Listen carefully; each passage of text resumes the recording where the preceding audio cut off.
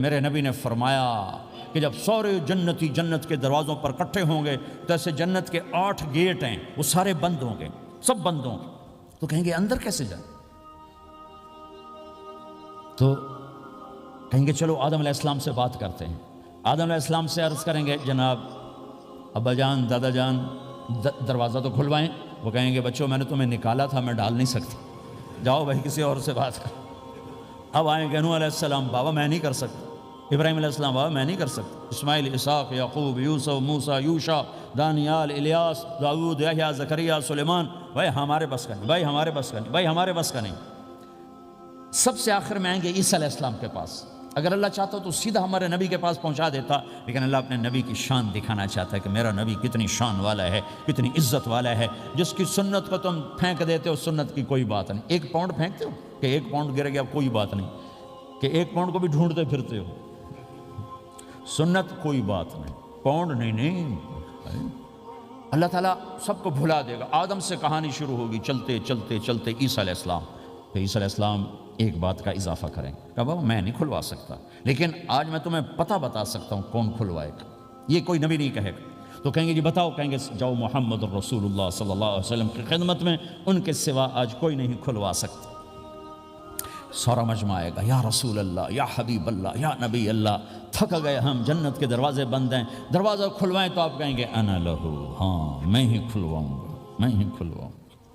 پھر آپ نے فرمایا سب کے سامنے سجدہ کروں گا اللہ تعالیٰ کو۔ پھر اللہ تعالیٰ اپنی تعریف کا مجھے الہام کرے گا، میں اللہ کی تعریف کروں گا، جو ابھی مجھے بھی نہیں پتا کیا تعریف کروں گا، اس وقت اللہ تعالیٰ مجھے عطا کرے گا۔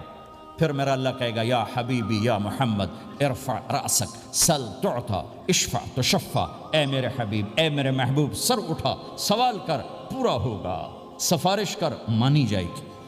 تو ہمارے نبی کہیں گے اللہ جنت کا دروازہ کھول، تو اللہ تعالیٰ فرمائیں گے اوپننگ سیریمنی تجھ سے ہوگی، تو اوپننگ کرے گا، پھر کھلے گا، ایسے نہیں کھل سکتا۔ تو کہ میں تیار ہوں۔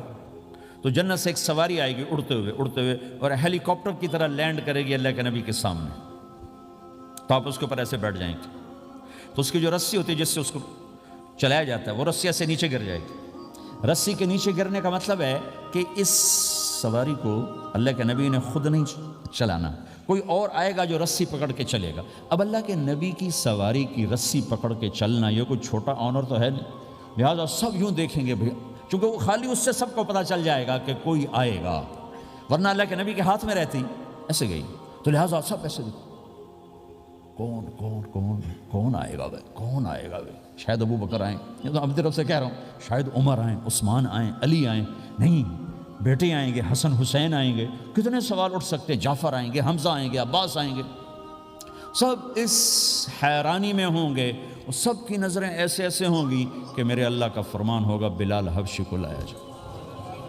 یہ رسی اس کو پکڑائی جائے۔ بلال رضی اللہ تعالیٰ عنہ اللہ کے نبی کی سواری کی رسی پکڑ کر چلیں گے، اور آپ نے فرمایا میں سب سے پہلے جنت کے دروازے پر دستک دوں گا، فَأُقَاقِعَهَا فَيُفْتَحُ لِي، میرے لیے دروازے پر دستک دوں گا تو اندر سے آواز آئے گی، کون؟ میں کہوں گا محمد الرسول اللہ۔ وہ کہیں گے یا رسول اللہ حکم تھا آپ کے بغیر دروازہ نہ کھلے، میں کھولوں، میرے لیے کھلے گا، میں اندر جاؤں گا۔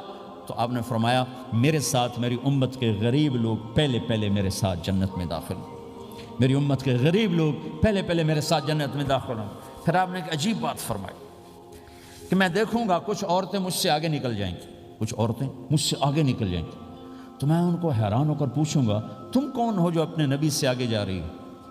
وہ کہیں گے یا رسول اللہ ہم وہ ہیں جو جوانی میں بیوہ ہو گئیں اور اپنے بچوں کی خاطر دوسری شادی نہ کی، ان کی تربیت کے لیے دوسری شادی نہ کی، اور اپنے جذبات کو سینے میں دبا کے سو گئیں، ہم وہ ہیں۔ تو اللہ کے نبی نے فرمایا وہ مجھ سے بھی آگے گزر کے جائیں گی،